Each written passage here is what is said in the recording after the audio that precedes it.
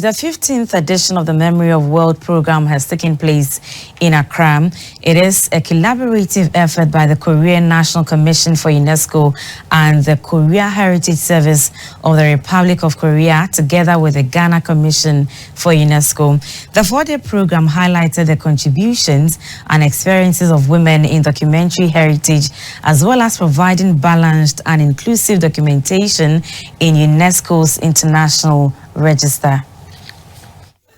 Since the establishment of the Memory of the World program by UNESCO in 1992, there has been a steady commitment to the preservation and promotion of access to the world's documentary heritage. The program envisions a world where invaluable heritage is universally owned, thus necessitating its preservation and protection.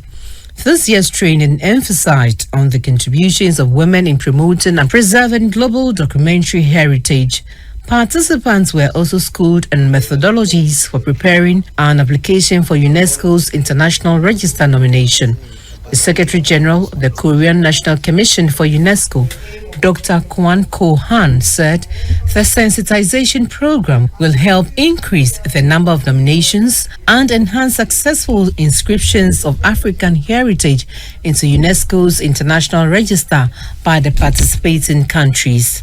I believe very firmly that this workshop held here in Ghana will contribute to this noble objective of sharing the common heritage, especially documentary heritage of mankind. The Secretary General of the Ghana Commission for UNESCO, Ms. Amasewa Nekwe Tete, said stories from the continent are unique and vital for the world's understanding.